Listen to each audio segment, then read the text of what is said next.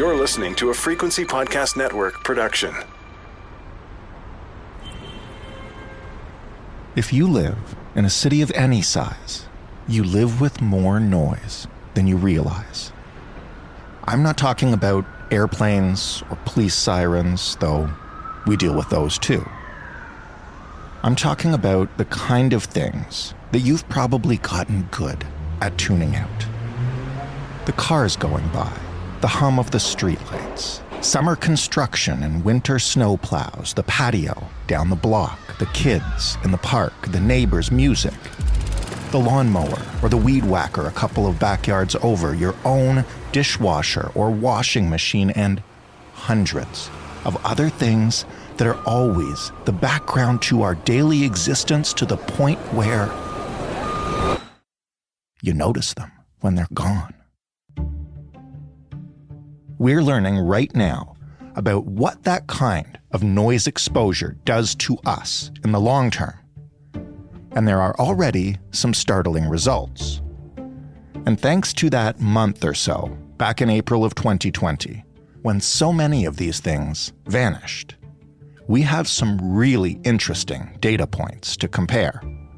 And not just on land, but in the water, where with almost all traffic vanishing, something very strange began to happen to creatures like whales, who use sound to communicate. I'm Jordan Heath Rawlings. This is The Big Story. Bojan First is a writer and photographer based in St. John's, Newfoundland. He explored the world of noise for The Walrus. Hey, Bojan. Hello. I want to start by asking you what seems like a basic question, but I realize I'd never tried to define it either. What is noise? What's a good way to define what we are talking about here? You know, it changes through time. What we consider noise today is Matt Jordan, who is a researcher at Pennsylvania State University, defines it as unwanted sound. So give me some examples of what that might entail in our everyday lives. Yeah, so it can be anything. It can be, kids playing soccer under your window that you don't want to hear. It can be loud neighbors. It can be traffic. It can be, the construction noise from roadworks, literally anything. Right now in St. John's, I'm not sure. It's a pretty quiet room, but you may hear a foghorn because it's very foggy. Right. And I guess this goes back hundreds and hundreds of years. One of the people you talked to had done a little bit of a history of famous people complaining about noise. That's correct. And we've been complaining about noise for a very long time, especially people who made their living thinking about things. So you have everybody from Blaise Pascal to Thomas Carlyle, the Scottish polemicist, complaining about noise. And one of the anecdotes Matt Jordan shares in that piece he wrote is about Thomas Carlyle paying a fortune to remodel his house in London, I believe, to actually cut out all sound from the interior. It didn't quite work because it never does. But people would go to quite extremes to get rid of the unwanted sound. What kinds of noise would they be complaining about back then? Just people in the street? Maybe, I guess you weren't revving your motors, you're revving your horses. Maybe, the clippity-clop of the horses on the paving stones, yes. The wooden wheels without rubber. I don't know. Maybe hawkers out on the street. Right. So, all of that is to establish that this is something humans have been living with as long as we've been living in cities, at the very least. And there have been all sorts of ways to try to tune it out or complain to get it shut down or whatever it is. But now, tell me about what one scientist that you spoke to is calling the Theanthropause. What is that? It's a really interesting concept. Over the last century, maybe I think it's fair to say since the Industrial Revolution in some ways, the noise that humans introduced into the environment has grown dramatically. And this is not only noise that we introduced on land, like the traffic and construction and all of these things that we can think of when we live in a city. But we have also introduced noise in our oceans from a whole range of activities that we undertake on the ocean and in the ocean. So you can think about shipping as a long-term continuous noise, but also things like seismic testing for oil and gas exploration, or we use sonars to detect all sorts of things from fishing to, military purposes. Right. So we have introduced tremendous amount of noise in the environment, and that noise has an effect on other species, not just us. So when the pandemic hit, and we are still in the pandemic, but when the lockdowns were initiated, much of that activity stopped. And for the very first time, in a very long time, scientists were able to observe natural environment, especially oceans, for a prolonged period of time in a condition that was much, much quieter. One of the scientists that I talked to who works with Sound Research Collective in Alaska said that by some of the calculations they did, the oceans were half as quiet as they normally would be during that period of lockdowns because the shipping slowed down, cruise ships were completely gone, and so on. Right. Dr. Amanda Bates from University of Victoria in Victoria, BC, worked with a team that called that pause in human activity that dramatically reduced the noise in natural environments, Theanthropause. When we look at that pause, what happened that wouldn't have happened otherwise? Oh, so this is fascinating. First of all, for a very long time, right into the 50s, 60s, even 70s, we thought of oceans as silent. Mm-hmm. Oceans naturally are anything but silent. In fact, many animals that live in the oceans, both mammals like dolphins and whales, but also fish, use sound extensively for all sorts of purposes. Now, they tend often to use sound beyond our range of hearing, which is human range of hearing is very limited. And when you think about it, of course they use sound. The sound travels much faster and much further under the ocean than it does in the air. And they use it for all sorts of purposes, from communication to echolocation, to coordinating feeding, mating habits, all sorts of things.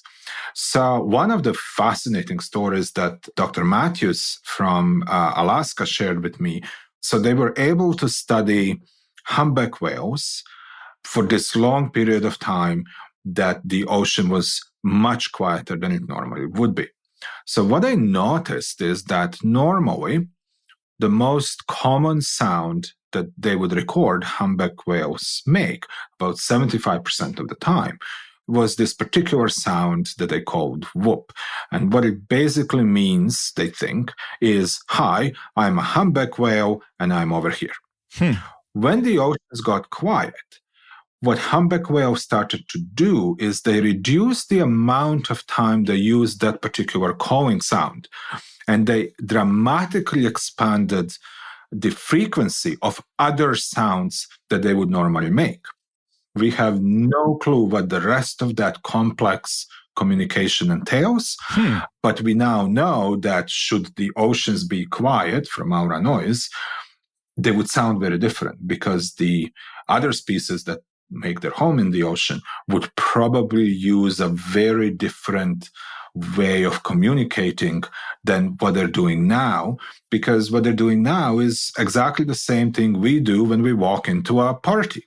You walk in, it gets very loud, you're not trying to have a deep conversation with anybody, you raise your voice, you change the frequency you talk at, and you try to have a very basic conversation. All of that is fascinating, and I want to turn to how that applies to us, because to your point, we just live in this noisy world now and we've adapted to it. So before we get into some of the research on what noise does to us, let's start with a little primer on how we measure noise with decibels. So just give us sort of the base level sets of what some of the typical noise we encounter in our day might be? Sure. So we measure noise in a unit called decibel. So a whisper is about 30 decibels. A normal conversation, like the one we are having now, is about 60. Your leaf blower is 85. A rock concert or a jet engine is about 120, 130. And these are measured at certain distance from the source, right? Right. And anything above 85, if humans are exposed to that noise for a prolonged period of time, it will damage our hearing.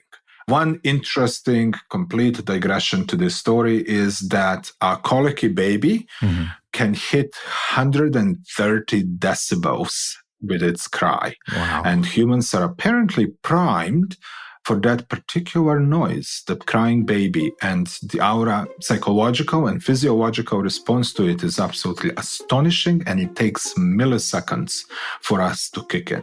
It's so funny. I can feel that right now, just remembering those cries. I can feel the anxiety in me when they hit.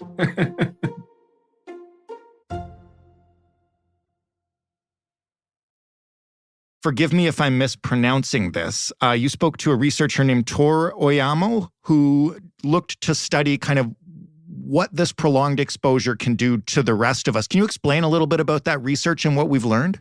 Yeah, so Dr. Oyamo is a scientist at Metropolitan University of Toronto. He's a geographic information systems specialist. So he is a very contemporary, modern map maker, if you will.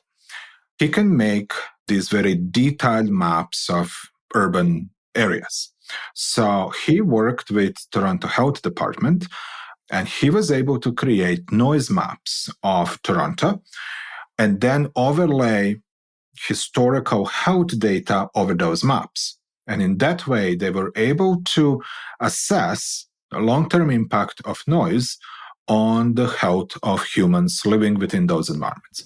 So what they found out is that once you hit 53 decibels at sort of a sustained level that people are exposed to, for every additional 10 decibels that you are exposed to, your chances of heart disease, of stroke, diabetes all go up. Some of them go up quite dramatically. So ischemic heart disease, I think it goes up by 8%, I believe, for every 10 additional decibels. So that was in itself very interesting. But what it also showed is that there is a social justice component to this, because the richer neighborhoods tend to be quieter and the poorer neighborhoods tend to be significantly louder. So people who are already experiencing health impacts because of their social determinants of health, their income, their employment, on top of that, also experience additional health risks because they live in neighborhoods that are noisier than better off neighborhoods. So given all that, and we've already talked about noise complaints, which I think is typically how somebody would react to specific episodes of unwanted noise. What about overall governance of a general noise level in a neighborhood or a city or anywhere? Do we have any regulations as to like what is acceptable? I know other than, don't overpay for a home near the airport. Correct. So it's really interesting. In Canada, the noise is largely regulated by municipal bylaws, which are very poorly enforced for all sorts of reasons. In other places, that's not necessarily the case. Europe is at the forefront of this.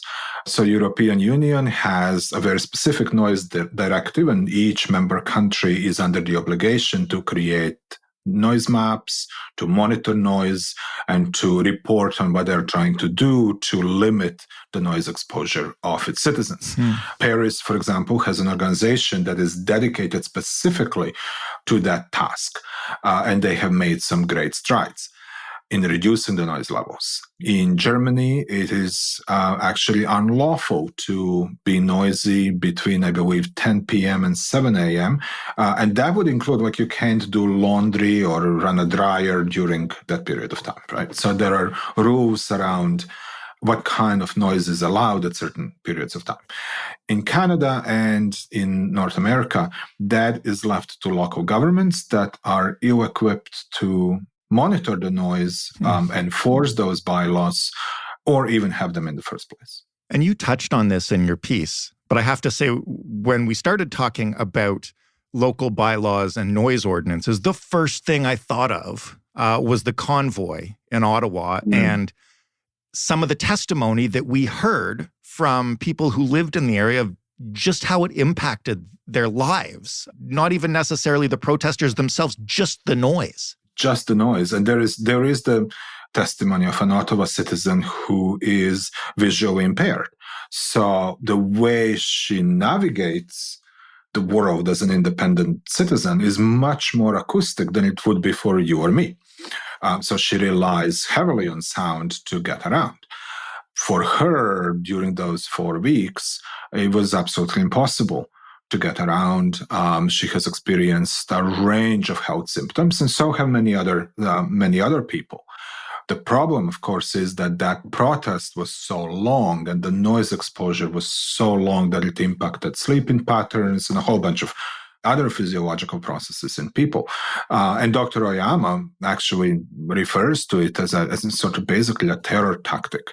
And when you get into reading all this research around noise and how it's used, law enforcement and intelligence services have now for some time been using noise for both crowd control as acoustic weapons, right? But also in torture, because the physiological response we have to prolonged exposure to noise is really profound. Is this why, as our cities and urban landscapes get noisier and noisier, we've seen such a rise of noise-canceling headphones? You mentioned the gentleman hundreds of years ago who redid his entire house. This is just a few $100 to Apple, right? Right, exactly. And here you go. You have your own tailored little acoustic cocoon, right? Dr. Jordan from Penn State actually has this great history. I mean, the first one of those devices, and actually if you look at those old commercials from the 80s, was Walkman, right? For the first time, you could have your own acoustic bubble that you live in because the sound that you choose is the sound of good life, and you should have control over it, right? So it's an interesting approach and absolutely a great marketing technique and selling point to get people to hear only what they want to hear. But of course, there are downsides to that as well. Such as? That's where this whole notion of ethics of sound and noise come in, right? Decisions that we make, who we are going to hear, what we are going to cut out. That has impact on how we engage with the world. It has impact on what kind of a citizen we are potentially. You know, if you can cut out the voices of those you don't want to hear, who are maybe less fortunate, or maybe those who don't agree with you, and live in a sound cocoon of your own making, well, that maybe is not the greatest thing in the world. And maybe we shouldn't be telling people to shut up, but we should be better at listening to others and engaging in conversations, right? And that's an interesting argument when you extend it not just to us as humans and other humans and our neighbors, but also extend it to other species as the species that's the most responsible for the noise that we introduced into the world. What is our responsibility to other species whose lives we are interrupting and making heck of a lot more difficult, right? Well, that's the last thing I want to ask. And to bring it full circle, how can we think about noise differently? I mean, we started this conversation with you defining it as unwanted sound. That can encompass a lot. And should we only be listening to things we actively want to hear? I think the answer to that second question, should we be listening to only things we want to hear, is no. We should hear things that make us uncomfortable. Now, that doesn't mean that we should subject ourselves to physiologically and psychologically damaging sounds. We should absolutely try to minimize those. But there is something to be said for being able to listen to others that we don't necessarily agree with, right? In terms of what we can do to reduce harmful noise, and we're talking here about noise that is a health problem, right? Right. That's a really interesting question. So we actually do have a range of options. There is no one single thing you can do to reduce noise in the city, for example. As Dr. Oyama said, it's million little things. So the orientation of bedrooms in the new buildings, the kind of tires that we install on vehicles can actually have significant impact on noise that cars make. Bylaws that regulate exhaust tailpipes, bylaws that regulate what kind of noise can be made at what time of the day. So there's a lot of options that we have, but these are policy options, and they also need policy enforcement instruments. And how do we actually do all that? It becomes very complicated very quickly because there is so much that we could do. Situation is just as complicated on the oceans. There is no international body that regulates ocean noise. There are now starting to be individual ports and municipalities that are starting to pass rules around the noise as well as the emissions. We do know that if ships slow down, they get significantly less noisy. Interestingly enough, that has all sorts of other repercussions. For example, it drastically reduces collisions with whales and other mammals, but it also improves air quality and the emissions from those ships. But there is a cost. Your shipping is slower. Switching to different kind of propulsion systems that maybe use some combination of fuel and wind and electric power would also further dramatically reduce the noise in the oceans. Again, we have a long way to go. Bojan, thank you for this. A fascinating conversation and a fascinating thing to think about as we walk around outside. Thank you so much for having me. And yeah, just listen to the world around you. It's actually more fascinating than we give it credit. Bojan First, writing in The Walrus. That was The Big Story. For more, you can head to thebigstorypodcast.ca, and you can find us, as always, on Twitter at TheBigStoryFPN. If you want to suggest a topic, hit us up at hello@thebigstorypodcast.ca, or just call and talk into the phone for a minute, 416-935-5935. Joseph Fish is the lead producer of The Big Story. Robin Simon and Ali Graham are producers. This week, Ryan Clark, Mark Angley, and Robin Edgar handled our sound design. Samandara is our research assistant. And I'm Jordan Heath Rawlings. Thanks for listening. We'll talk on Monday.